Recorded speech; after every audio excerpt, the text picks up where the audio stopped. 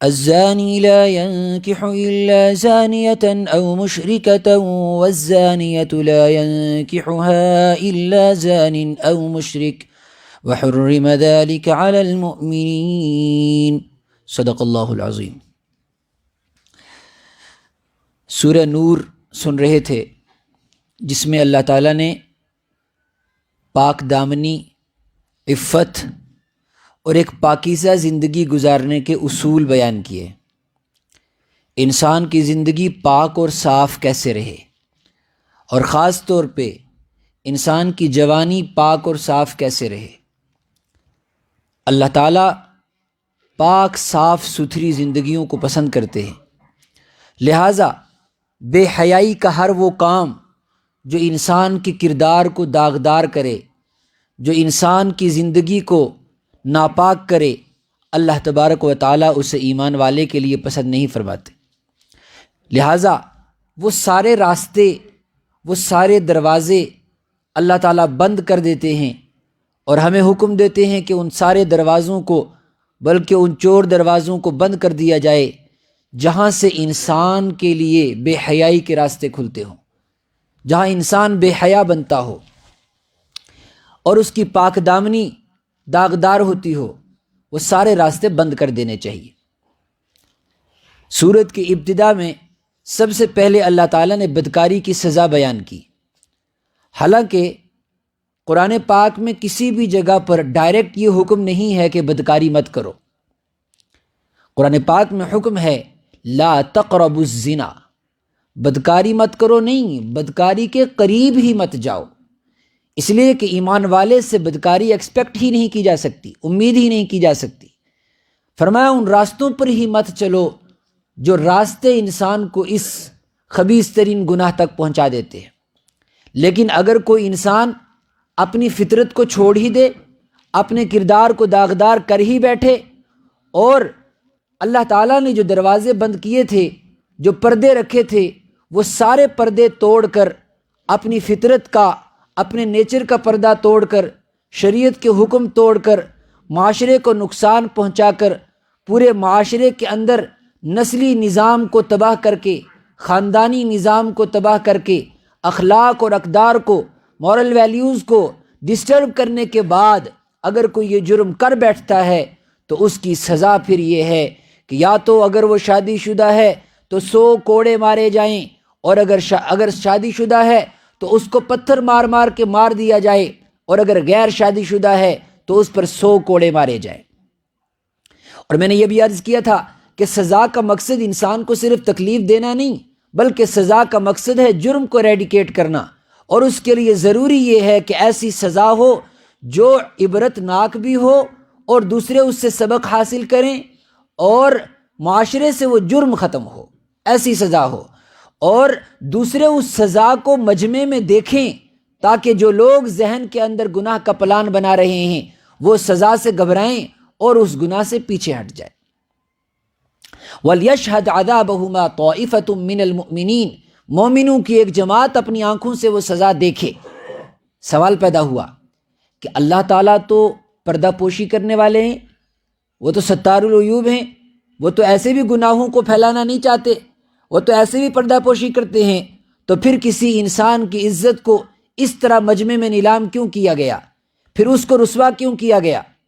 ظاہر سی بات ہے، بظاہر اسلامی تعلیمات کی یہ خلاف ہے، لیکن یہ بات ذہن میں رہنی چاہیے، جب تک گناہ چھپا رہے اللہ تبارک و تعالیٰ اس کو چھپاتے ہیں، اور انسانوں کو بھی حکم ہے کہ تم اس پر زیادہ تبصرے مت کرو، لیکن جب جرم ثابت ہو جائے اب گناہ کو چھپانا یہ معاشرے کے لیے زہر ہو سکتا ہے، لہٰذا اب اس گناہ گار کو اتنا رسوا کیا جائے تاکہ وہ قابل عبرت بن جائے اور دوسرے لوگ گناہ سے بچیں۔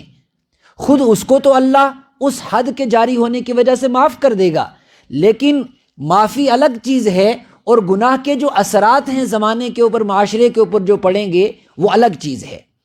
اس انسان کی معافی تو ہو جائے گی، جیسے کہ صحابہ کرام کے درمیان کچھ واقعات پیش آئے۔ ایک صحابی تھے، جب ان کے اوپر حد جاری کی گئی اور جب وہ زخمی ہوئے اور جب پتھر مارے جانے لگے، جب سر زخمی ہوا، کچھ لوگوں نے ہڈیاں ماری، وہ جب زخمی ہوئے تو وہ بھاگنے لگے. جب ادھر ادھر بھاگنے لگے، بعد میں بہرحال ان کا انتقال ہو گیا، تو کسی نے ان کی حالت پر ترس کھاتے ہوئے کچھ ایسے کلمات کہے جن سے ان کی شان میں کمی ہوتی تھی. تو آپ نے فرمایا تم ان کے بارے میں ایسی بات مت کہو، اس لیے کہ انہوں نے وہ توبہ کی ہے کہ جو سارے مدینہ پر تقسیم کر دی جائے تو کافی ہو جائے، ایسی توبہ کی ہے. تو وہ حد جو ہے وہ اس انسان کے لیے آخرت تو اس کی بنا گئی، اس کی آخرت تو بن گئی، لیکن اس کے گناہ کے جو اثرات پیچھے رہ جائیں گے، ان اثرات کو بچانے کے لیے یہ ضروری ہے کہ اللہ کی حد جاری کی جائے اور اس کا قانون جاری کیا جائے، تاکہ اس کے گناہ کے اثرات معاشرے میں نہ پھیلیں. اسی کو فرمایا تھا وَلْيَشْهَدْ عَذَابَهُمَا طَائِفَةٌ مِّنَ الْمُؤْمِنِينَ کہ مومنوں کی ایک جماعت اس حد کے جاری کرنے میں موجود رہے، تاکہ پھر جا کر تبصرہ ہو. پھر گناہ پر تبصرہ نہیں ہوگا، پھر اس کے بعد تبصرہ ہوگا سزا پر، اور سزا پر جتنا تبصرہ ہوگا وہ سارے عالم کے لیے اور پورے علاقے کے لیے امن کا سبب بنے گا. لیکن اگر گناہ پر تبصرہ ہوگا تو اس سے گناہ اور پھیلیں گے. آج کیا ہوتا ہے، سزا پر تبصرہ نہیں ہوتا، گناہ پر تبصرہ ہوتا ہے، اور گناہ کا تبصرہ بہت سارے لوگوں کو اور گناہ گار بنا دیتا ہے. مثال کے طور پر انسان کچھ بھی دیکھتا ہے اس کو لوگوں کے سامنے بیان کرنے لگ جاتا ہے، حالانکہ شریعت نے اس کے اوپر اگرچہ سخت سزا دی لیکن اس کے آس پاس ایسی باؤنڈریز لگا دی کہ بلا وجہ کوئی گناہ پر تبصرہ نہ کرے. اگر کسی انسان نے ایسا کوئی گناہ ہوتے ہوئے دیکھا تو فرمایا کہ اس وقت تک زبان نہ کھولے جب تک 4 لوگوں کی گواہی معتبر نہ ہو جائے. 4 لوگوں کی گواہی ہوگی تب وہ زبان کھولے گا اور پھر جرم ثابت ہوگا، یا وہ انسان اقرار کرے گا. اگر اقرار پر جرم ثابت ہوگا تو حد جاری ہوگی، یا پھر 4 گواہ چاہیے. عام طور سے ایسا نہیں ہوتا کہ ایک انسان گناہ کر رہا ہو، 4 لوگ اس کو اس طریقے سے واضح طور پر دیکھیں کہ بالکل اس میں کوئی شک نہ رہے. لیکن ایسا ہو ہی نہیں سکتا جب تک 4 لوگ نہ آئیں اور حد جاری ہو جائے. 4 لوگوں کی گواہی ضروری ہے. اگر 3 ہوں گے تو اس بات کرنے والے کو 80 کوڑے مارے جائیں گے، اگر 2 ہوں گے تو اس بات کرنے والے کو 80 کوڑے مارے جائیں گے. جب تک 4 پورے گواہ نہیں ہوں گے اس وقت تک کسی گناہ کو ثابت نہیں کیا جا سکتا. تو دیکھیے، ایک طرف قرآن چھپا رہا ہے اور دوسری طرف اگر جرم ثابت ہو جاتا ہے تو اس انسان کو رسوا بھی کیا جا رہا ہے. یہ احکام شریعت کے اندر حکمت ہے. بہرحال الزانی لا ينكح الا زانیة او مشرکة والزانیة لا ينكحها الا زان او مشرک.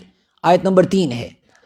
اس میں اللہ نے فرمایا کہ بدکار مرد نکاح نہیں کرتا ہے مگر بدکار عورت سے یا مشرک عورت سے، اور بدکار عورت نکاح نہیں کرتی ہے مگر بدکار مرد سے یا مشرک مرد سے. وحرم ذلك علی المؤمنین، اور یہ بات مومنوں پر حرام کی گئی ہے. کیا مطلب آیت کا؟ مطلب یہ ہے، یہ کوئی اصول نہیں، یہ کوئی شرعی حکم نہیں ہے کہ جو بدکار مرد ہے اس کا نکاح صرف بدکار سے ہی ہو سکتا ہے یا صرف مشرک سے ہی ہو سکتا ہے، یا پھر یہ کہ جو بدکار عورت ہے اس کا نکاح بدکار مرد سے ہی ہو سکتا ہے. یہ کوئی شرعی حکم نہیں ہے، بلکہ یہاں پر ایک فطرت کے مزاج کو بتایا گیا ہے کہ عام طور سے وہ انسان جو گندگیوں میں لگا رہتا ہے، جو اپنی زندگی کو ناپاک کر دیتا ہے، جو اپنے کردار کو داغدار کر دیتا ہے، عام طور سے اس کا فطری میلان اور اس کی طبیعت ایسے ہی لوگوں کو چاہتی ہے جو اسی کی طرح ہے.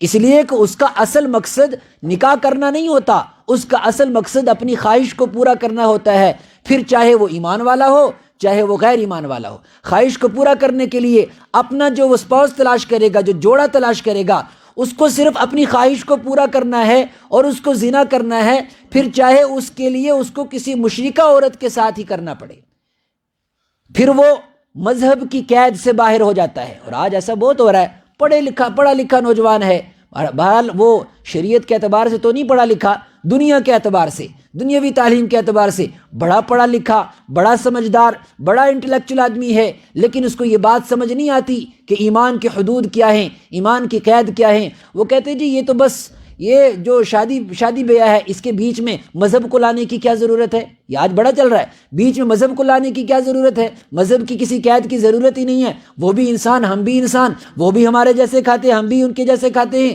ہمارے اور ان کے رہنے سہنے میں کوئی فرق نہیں. یہ بیچ میں مذہب کہاں سے آ جاتا ہے؟ پہلے تو انسانیت ہے، اس کے بعد مذہب ہے. تو جواب یہ ہے، وہ انسانیت جو مذہب سے دور ہو وہ دہریت ہے، وہ انسانیت ہی نہیں ہے. وہ اپنی گناہ کے جذبے کو پورا کرنا چاہتا ہے، پھر وہ کوئی بھی ہو، پھر وہ مشرک کی حد تک بھی چلا جاتا ہے، مشرکہ کی حد تک بھی چلا جاتا ہے۔ تو فرمایا کہ عام طور سے جو بد کردار مرد ہوتا ہے، جو بد کردار عورت ہوتی ہے، وہ بد کردار مرد کی طرف ہی میلان کرتے ہیں اور بد کردار عورت کی طرف ہی میلان ہوتا ہے، پھر چاہے وہ بد کردار مشرکہ ہی کیوں نہ ہو۔ تو یہ ایک نیچر کی بات کو بتایا گیا۔ دراصل اس میں ایک اور پیغام ہے، پیغام یہ ہے کہ جو جیسی زندگی گزارے گا، پاکیزہ زندگی گزارے گا، اللہ تبارک و تعالی پاکیزہ جوڑے عطا کرے گا۔ جو گندی زندگی گزارے گا، اللہ تبارک و تعالی اسے ویسا ہی جوڑا عطا کرے گا۔ الزانی لا ينکح الا زانیۃ او مشرکۃ، بدکار مرد بدکار عورت سے ہی تعلق جوڑتی ہے اور بدکار عورت بدکار مرد سے ہی تعلق جوڑتا ہے، یہ فطری میلان کی بات کہی گئی ہے۔ وحرم ذلک علی المؤمنین، اور یہ حرام کیا گیا مومنوں پر۔ کیا حرام کیا گیا؟ یعنی ایک تو یہ بدکاری کا فعل مومنوں پر حرام ہے، مومن سے یہ تصور نہیں کیا جا سکتا کہ وہ اپنی پاکیزہ ایمان والی زندگی کو کسی ایسے جرم میں شامل کر کے داغدار کرے گا، ایک مطلب۔ اور دوسرا مطلب یہ ہے کہ مشرک عورت سے نکاح کو حرام کیا گیا ہے، لیکن اگر کوئی مومن اس گناہ میں ملوث ہوتا ہے، پھر وہ اس چیز کی اگر پرواہ نہیں کرتا، یہ حد درجے کا گناہ کرتا ہے، یہ انتہائی درجے کا جرم کرتا ہے۔